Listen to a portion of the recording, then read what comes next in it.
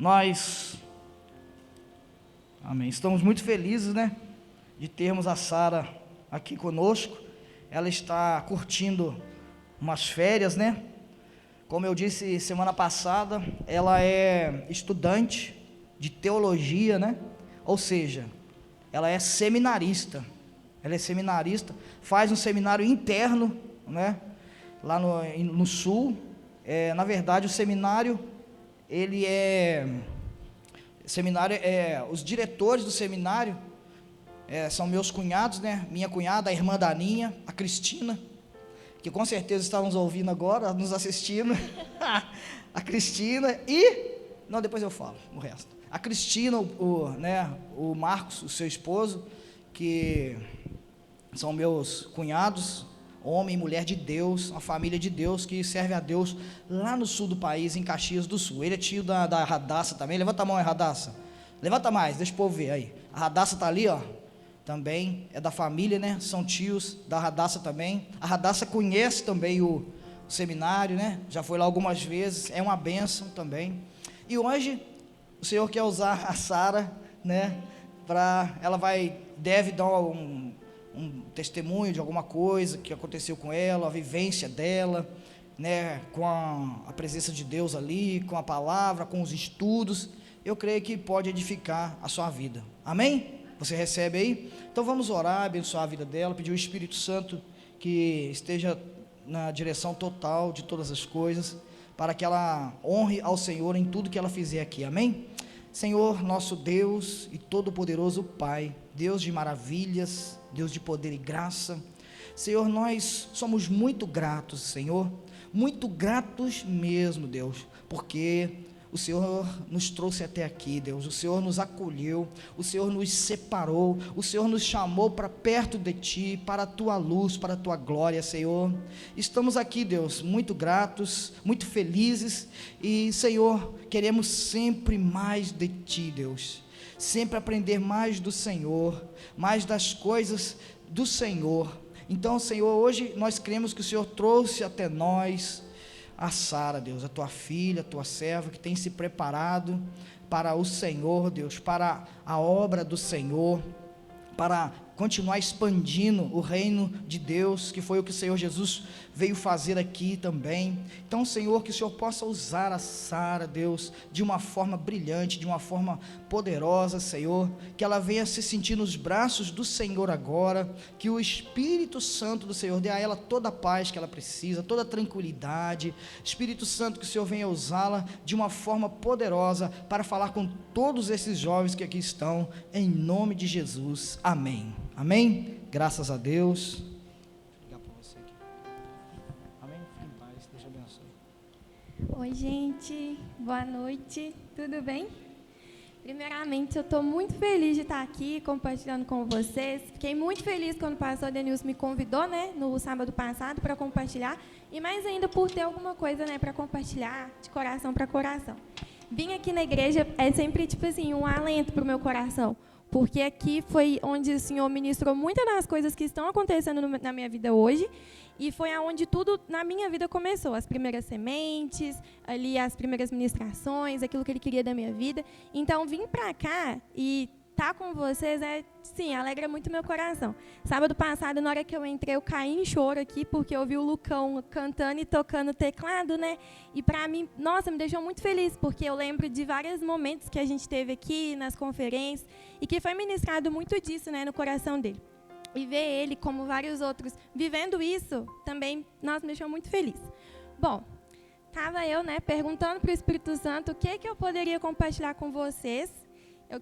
Pensei, né, Deus, é um Aviva Jovem, né, então eu quero compartilhar algo que vai edificar a vida dos meus amigos, que vai fazer com que o coração deles queime mais por você. Então, o que a gente pode compartilhar? E aí, o Espírito Santo começou a me levar no tema, que justamente é o tema que vocês estão trabalhando, né, nos Avivas. Qual que é o papel do cristão na sociedade? Em cima disso, ele falou bem claramente comigo para compartilhar com vocês um pouquinho sobre o nosso papel, que é sermos testemunhas. E ele disse assim para eu compartilhar com vocês também um pouco do que aconteceu comigo. E vamos lá, né? Bom, tem muita gente nova, muita gente que não me conhece, mas eu sou a Sara. Como o pastor Denilson falou, eu estou no 3º ano de seminário, faço um seminário interno, estou estudando teologia. Esse ano é o meu último ano, o ano da minha formatura. E eu vejo que a minha ida para o seminário foi por intervenção divina. Por quê? Eu nasci no berço cristão, né? Os meus pais sempre ali me criando dentro da igreja, nos padrões cristãos, tudo bem certinho. Porém, fui crescendo, tomando as minhas decisões, tudo mais. Trabalhei um período na igreja. Teve uma época também que a minha mãe, ela foi ungida pastora numa outra igreja que a gente tinha. Então, o meu afazer, né, na igreja começou a ser mais assim, mais intenso, porque eu era filha de pastor, então, né, automaticamente você está mais envolvido com as coisas da igreja. Só que nesse período, eu olhando hoje, né, para trás, eu fico vendo o como meu coração estava duro. Sabe por quê? Porque eu fazia muita coisa. Eu dançava, eu cuidava de jovens, eu liderava célula, eu estava o tempo todo fazendo alguma coisa. Só que o meu coração, ele não estava entregue para Jesus. Meu coração, ele ainda não tinha, como que eu posso dizer, deixado o Espírito Santo trabalhar, sabe? Então, tinha muita coisa que eu ainda não tinha entregado, tinha muita coisa ainda que estava sob o meu domínio. E aí, hoje eu vejo que eu vivia uma religiosidade. E a religiosidade, eu costumo falar que ela é como se fosse um câncer na nossa alma, né? Porque ela impede que a gente veja, que a gente aceite o fato de que a gente precisa de arrependimento, de que a gente precisa do Espírito Santo agindo, de que a gente precisa entregar a nossa vida, porque a gente está fazendo várias coisas às vezes e a gente acha que está tudo bem. Só que o nosso coração não está legal, né? Então, em cima disso, eu fui vivendo os meus anos, fui passando o tempo, eu fui continuando fazendo as coisas e tudo mais. Recebia várias mensagens, Deus usava várias pessoas para falar comigo, para ministrar no meu coração, para tentar alcançar o meu coração. Só que é como se o evangelho nunca tivesse feito sentido para mim. Então, eu fui para o ensino médio, muita coisa aconteceu, mudei de escola, conheci novas galeras e tudo mais. E aí o ápice, eu digo, que eu falo que foi onde começou a surgir, o que eu hoje conto como testemunho, foi no meu 3º ano do médio. No meu 3º ano, eu me deparei com situações na qual, assim, tinha uma idade a mais, né? Já estava com 17 anos, não gostava mais tanto daquela rotina toda que eu tinha, de igreja e tudo mais, tanto que eu já tinha saído, né? Já tinha abandonado a igreja, já tinha abandonado tudo. E aí, o que aconteceu? Obrigada. O que aconteceu nesse ano? Eu me deparei comigo e com um ano no qual eu ia ter que decidir. Eu já tinha recebido do Senhor, né, a mensagem de eu ter que ir para o seminário, de eu ter que viver para Ele, todas aquelas coisas, porém, era o meu último ano da escola. Então, o que você pensa? Não, tem que fazer um Enem, tem que fazer uma faculdade, tem que fazer alguma coisa do tipo, né? Então, eu estava no meio daquelas duas coisas. Eu tinha aquela vontade assim, de fazer uma psicologia, de ir para o UFMG e todas aquelas coisas, mas, ao mesmo tempo, o meu coração queimava um temor muito grande, sabe, por Deus. Mesmo eu estando toda errada, queimava um temor, porque eu tinha medo de um dia eu tomar alguma decisão que eu nunca mais conseguisse voltar atrás. Alguma decisão que, tipo assim, que fosse me levar muito longe de Deus e eu não ter forças para voltar e, ao mesmo tempo, acabar decepcionando a minha família, decepcionando a mim mesma, sabe, aquelas expectativas, né, que a gente tem. Então, esse ano também, eu mudei, digamos assim, que de religião também. Eu passei a ter uma iniciativa assim, muito para o budismo, sabe? Então, foi um ano que eu comecei a praticar yoga, comecei a praticar terapias holísticas, e foi um ano no qual tudo de contrário ao evangelho foi entrando no meu coração e tomando forma. Nesse ano, eu tive muitas experiências com Satanás, sabe? E os enviados dele mesmo. Noites de, tipo assim, de eu acordar desesperada, tendo pesadelo, uma perturbação. Foi ano no qual eu descobri que eu tinha crises de ansiedade, que eu achava que eu ia morrer, coração palpitava, era horrível. Tive que fazer terapia nesse ano, tive que tomar remédio de ansiedade esse ano. Então, no meu 3º ano, foi um ano de decisão e um ano de experiências. E aí, no meio de tudo isso, eu entendi, não é aqui o meu lugar, não é essa vida que Deus tem para mim, essa vida de escravidão, essa vida no qual eu não consigo controlar nem as minhas próprias emoções, essa vida na qual eu não consigo controlar, assim, o meu coração, sabe, os meus sentimentos. E eu falei, eu vou para o seminário. Cheguei para os meus pais, falei para os meus pais que eu queria ir para o seminário. De cara, assim, meu pai ficou muito feliz, porque ele orava muito para eu tomar uma decisão para Deus, né, uma decisão que fosse agradar o coração de Deus.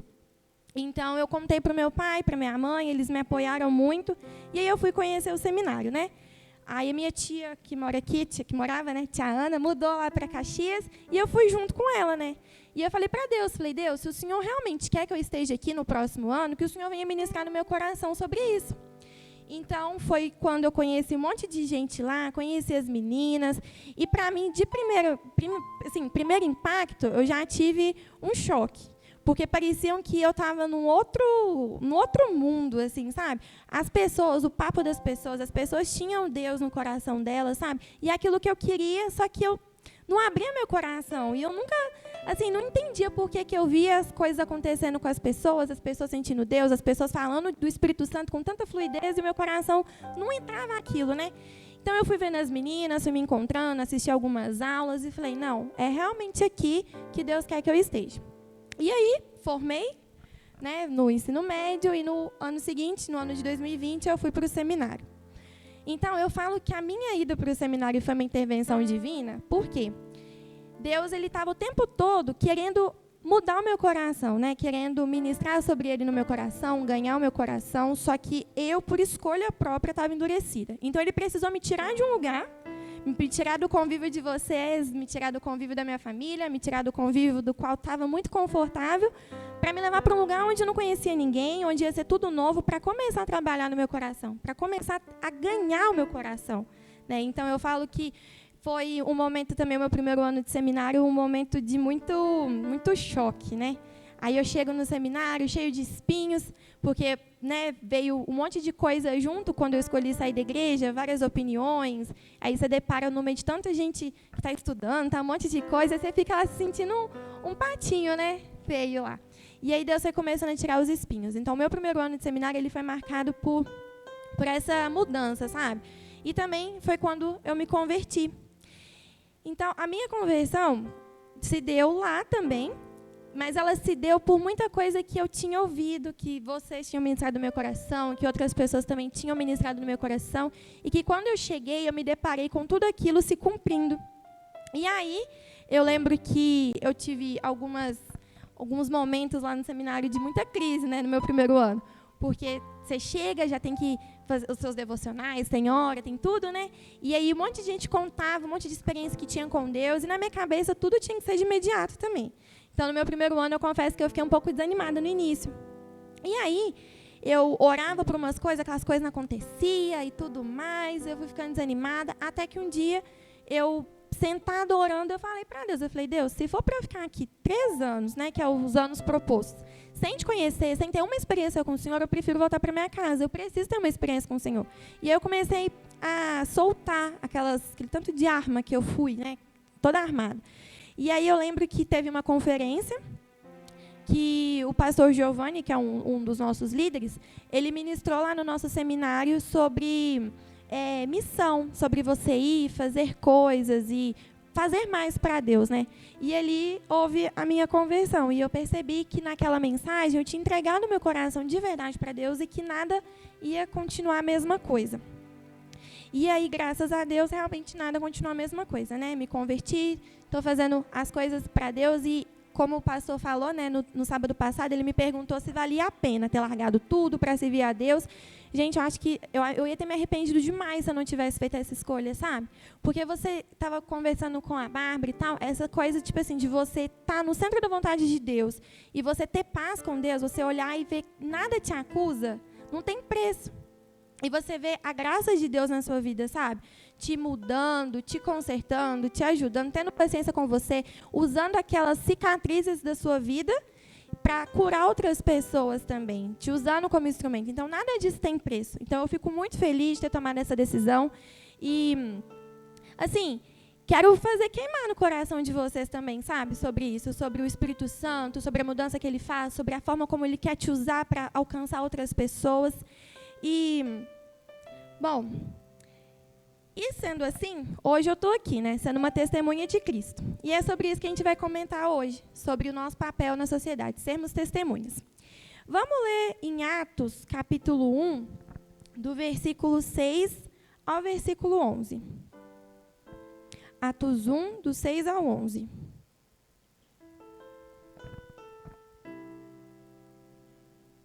Diz assim: Então, os que estavam reunidos lhes perguntaram: Senhor, será este o tempo em que restaurares o reino a Israel?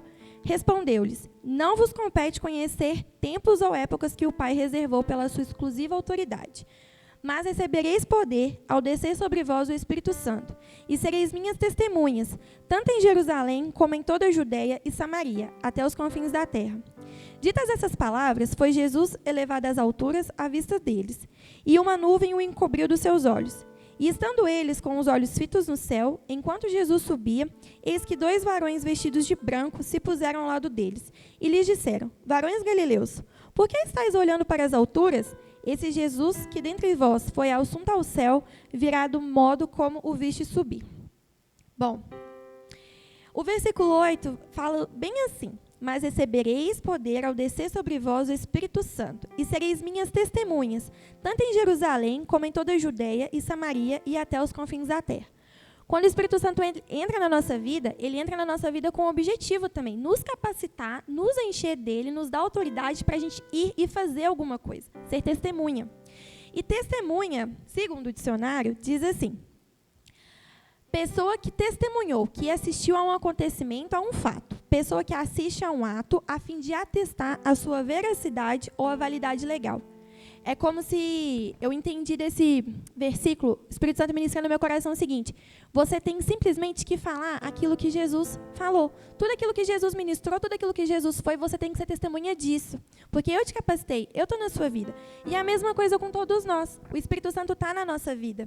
Entende? E é o nosso papel usar tudo isso que ele está nos dando. Toda essa capacidade, toda essa autoridade, toda essa influência que cada um de nós temos para ser testemunha, para testemunhar, para comprovar que tudo aquilo que Deus fez por nós, que toda a vida de Jesus é verdade, é comprovar isso.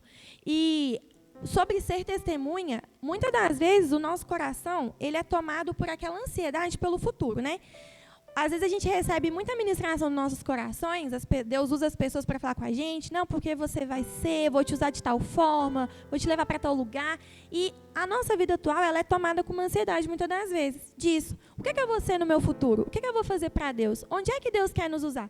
E a gente acaba se perdendo, esquecendo do agora. Gente, agora a gente tem que ser testemunha. Entendeu? Eu creio muito que Deus ele tem uma vocação pessoal para cada um de nós. E que pode ser que você, daqui uns 5 anos, você esteja em outro lugar, você esteja numa, não sei, num país ou em algum outro lugar, ou aqui mesmo, desenvolvendo uma outra tarefa, ajudando bastante aqui. Só que o seu agora, qual que é o seu principal chamado agora? É ser testemunha. É você manifestar a Deus e você comprovar que Jesus ele veio, que Jesus é o Filho de Deus, os propósitos que Deus tem na nossa vida de reconciliação, no agora. Para quem? Para todo mundo que estiver à sua volta. A testemunha, ela é uma pessoa que ela influencia na sociedade, e não uma pessoa que ela é influenciada. É uma pessoa que está no serviço dela, ela está influenciando, ela está falando, e muitas das vezes você não vai precisar nem usar muito as suas palavras para falar disso.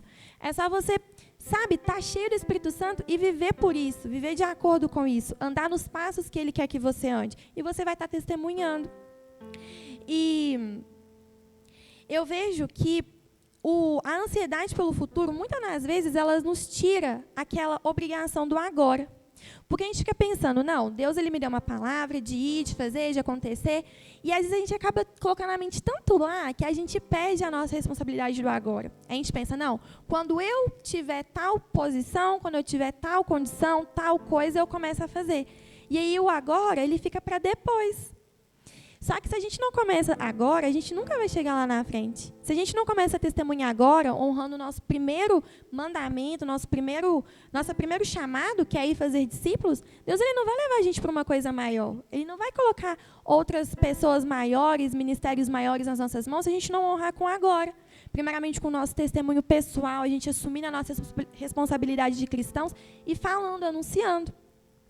E nesse assunto de ministrar, de ser testemunha, eu vejo 2 pessoas, aqui também no livro de Atos, que uma foi a forma como ela ministrou e a outra foi a forma como ela viveu aquilo que foi ministrado no coração dela, que foi Pedro e Estevão. A gente olha lá no capítulo 2, do versículo 14 ao 41, o discurso de Pedro, né? Daí você percebe um cara que era totalmente assim, afoito e duro e tudo mais, depois que o Espírito Santo entra na vida dele e que ele vive aquela experiência, né, de se entregar para Deus, de receber mesmo daquilo que Jesus tinha para ele, você começa a ver o discurso dele, a forma como ele testemunhava. Vamos dar uma lida. Atos 2, do 14 ao 41. É um pouquinho grande, mas a gente vai lendo. Então se levantou Pedro com os 12, e erguendo a voz, advertiu-os nestes termos: varões judeus e todos os habitantes de Jerusalém, tomai conhecimento disso e atentai nas minhas palavras. Estes homens não estão embriagados como vindes pensando, sendo essa a 3ª hora do dia. Mas o que ocorre é o que foi dito por intermédio do profeta Joel. E acontecerá nos últimos dias, diz o Senhor, que derramarei do meu espírito sobre toda a carne. Vossos filhos e vossas filhas profetizarão, os vossos jovens terão visões e sonharão os vossos velhos. Até sobre os meus servos e sobre as minhas servas derramarei o meu espírito naqueles dias, e profetizarão. Mostrarei prodígios em cima no céu e sinais embaixo na terra, sangue, fogo e vapor de fumaça. O sol se converterá em trevas e a lua em sangue, antes que venha o grande e glorioso dia do Senhor. E acontecerá que todo aquele que invocar o nome do Senhor será salvo. Varões israelitas, atentai a essas palavras. Jesus o Nazareno, varão aprovado por Deus diante de vós, com milagres, prodígios e sinais, os quais o próprio Deus realizou por intermédio deles entre vós, como vós mesmos sabeis. Sendo este entregue pelo determinado desígnio e presciência de Deus, vós o matastes, crucificando-o por mãos de iníquos, ao qual, porém, Deus ressuscitou, rompendo os grilhões da morte, porquanto não era possível fosse ele retido por ela. Porque a respeito dele, diz Davi: diante de mim via sempre o Senhor, porque está à minha direita, para que eu não seja abalado. Por isso se alegrou meu coração, e a minha língua exultou. Além disso, também, a minha própria carne repousará em esperança. Porque não deixarás a minha alma na morte, nem permitirás que o teu santo veja corrupção. Fizeste-me conhecer os caminhos da vida, encher-me-ás de alegria na tua presença. Irmãos, seja-me permitido dizer-vos claramente a respeito do patriarca Davi, que ele morreu e foi sepultado, e o seu túmulo permanece entre nós até hoje. Sendo, pois, profeta, e sabendo que Deus lhe havia jurado que um de seus descendentes se assentaria no trono, prevendo isto, referiu-se à ressurreição de Cristo, que nem foi deixado na morte, e nem o seu corpo experimentou a corrupção. A este, Jesus, Deus ressuscitou, do que todos nós somos testemunhas. Exaltado, pois, à destra de Deus, tendo recebido do Pai a promessa do Espírito Santo, derramou isto que vedes e ouves. Porque Davi não subiu ao céu, mas ele mesmo declara: disse o Senhor ao meu Senhor: assenta-te à minha direita, até que eu ponha os teus inimigos por estrado dos teus pés. Esteja absolutamente certa, pois, toda a casa de Israel, de que este Jesus que vós crucificastes, Deus o fez Senhor e Cristo. Você consegue perceber que o discurso de Pedro, ele está totalmente voltado para a história de Cristo? Ele não está enfeitando nenhum pavão, ele não está inventando um evangelho novo, ele está confirmando aquilo que já tinha acontecido, a história de Jesus.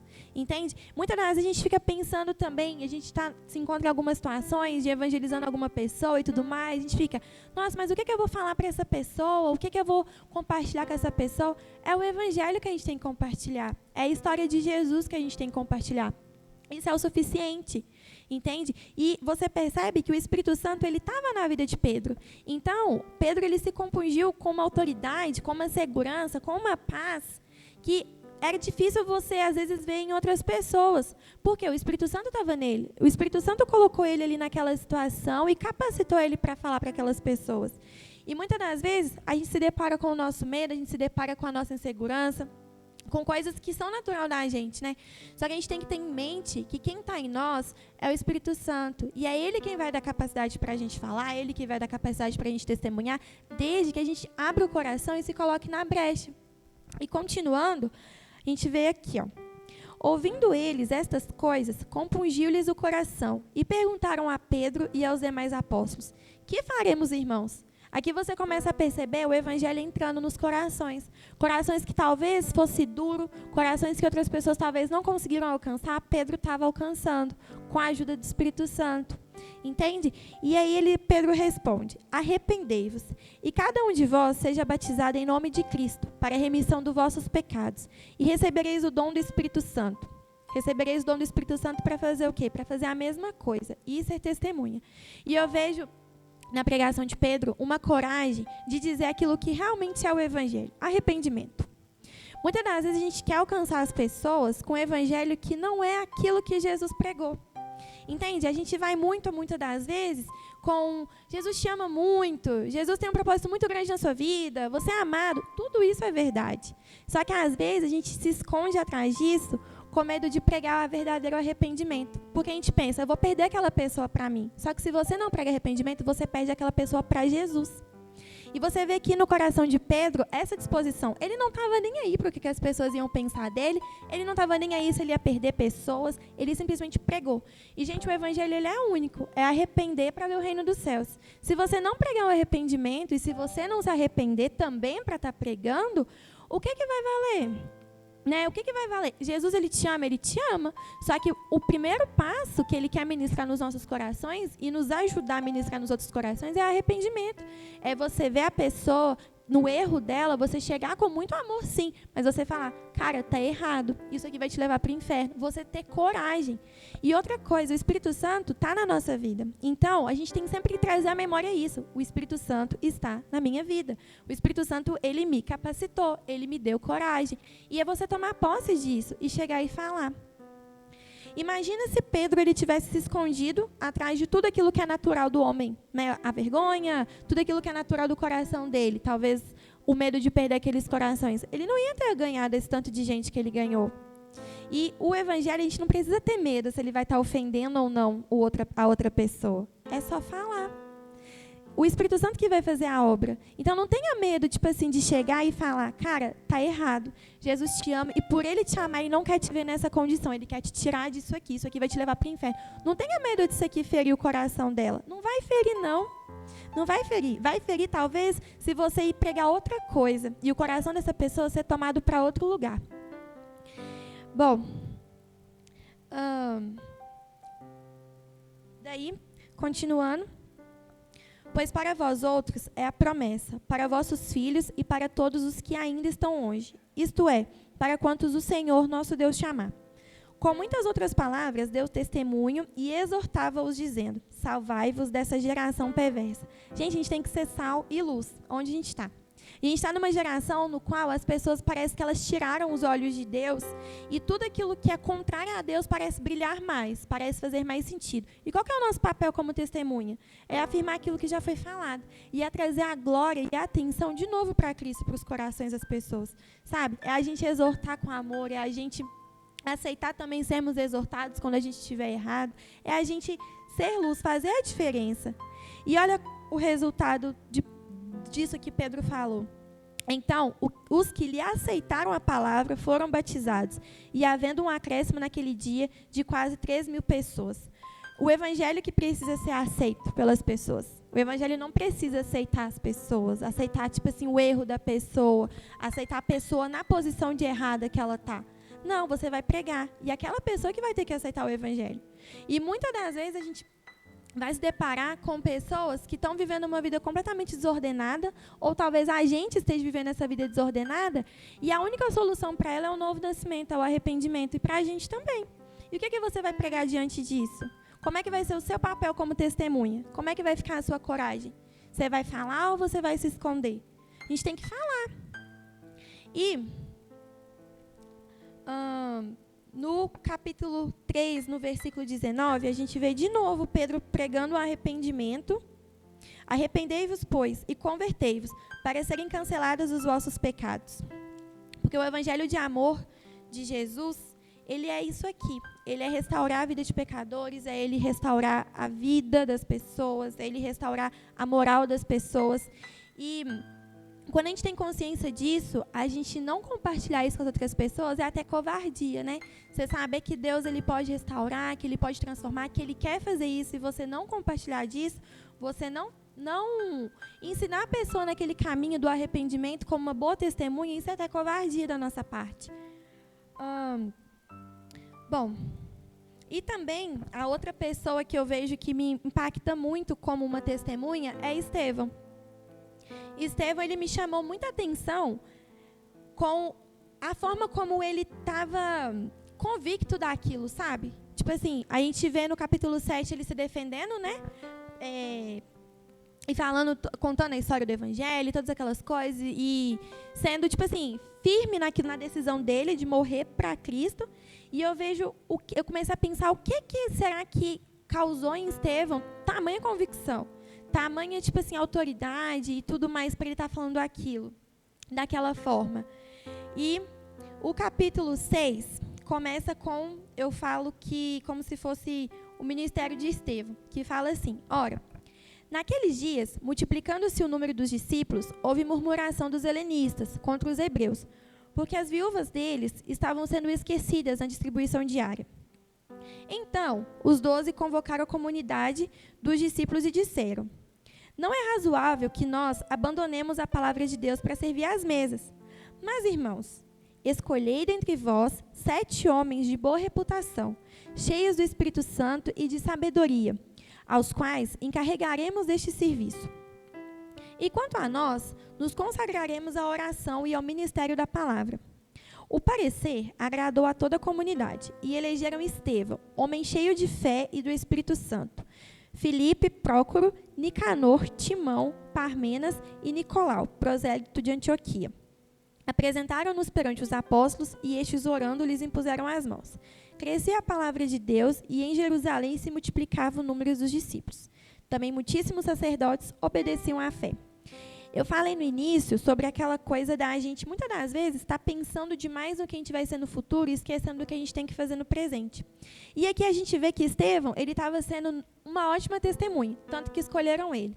Ele não estava preocupado em ser a pessoa que ia tomar aquela posição ali, né, que as pessoas deram para ele. Ele simplesmente estava sendo a pessoa cheia de fé e cheia do Espírito Santo, aquilo que ele nasceu para ser, aquilo que o próprio Espírito Santo ministrou no coração dele que ele tinha que ser. E as outras coisas, elas foram acontecendo na vida dele. E é da mesma forma com a gente. A gente recebe o Espírito Santo, vive tudo isso que eu falei e as coisas vão acontecendo. E aí, a gente vê que a minha vocação é a consequência do testemunho que eu estou dando. A vocação de Estevão aqui, no caso, aquilo que ele foi levantado para ser, que as pessoas escolheram ele para ser, foi consequência do testemunho que ele estava dando. Um homem cheio de fé, um homem cheio de Espírito Santo. E com a gente acontece a mesma coisa. À medida que a gente vai dando o nosso testemunho, à medida que a gente vai vivendo, né, nos passos de Jesus, vivendo aquilo que a gente tem que viver, a nossa vocação, ela vai surgindo em cima disso. A gente não precisa correr atrás, a gente não precisa, tipo assim, ficar naquela coisa, naquela ansiedade, as coisas vão acontecendo. E Estevão, cheio de graça e poder, fazia prodígios e grandes sinais entre o povo.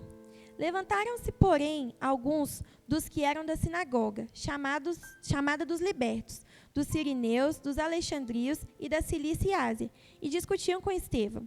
E não podiam resistir à sabedoria e ao espírito pelo qual ele falava. Isso aqui também me chamou muita atenção, porque Estevão, ele estava diante de um monte de gente diferente dele, um monte de gente que talvez sabia até um pouquinho mais do que ele, só que essas pessoas, mesmo com tanto conhecimento, elas não podiam resistir à sabedoria que vinha pelo Espírito Santo, a sabedoria que a testemunha sempre tem. Isso aqui cabe a nós também. A gente também é participante disso aqui, sabe? Dessa sabedoria que convence as pessoas, essa sabedoria que alcança os corações, essa sabedoria que é a ponte do qual a gente vai ligar as pessoas de volta para Cristo. E aí, a gente vê. Então, subornaram homens que disseram: temos ouvido este homem proferir blasfêmias contra Moisés e contra Deus. Sublevaram o povo, os anciões e os escribas, e, investindo, o arrebataram, levando-o ao sinédrio. Apresentaram testemunhas falsas, que depuseram: este homem não cessa de falar contra o lugar santo e contra a lei. Porque o temos ouvido dizer que esse Jesus, o Nazareno, destruirá este lugar, e mudará os costumes que Moisés nos deu. Todos os que estavam assentados no sinédrio, fitando os olhos em Estevão, viram o seu rosto como se fosse de um anjo. O testemunho dele também, né? Segunda vez que eu bato esse microfone. Sábado passado eu também bati ele. Mas a gente vê aqui Estevão, ele diante dessa situação, e o testemunho dele falando mais alto.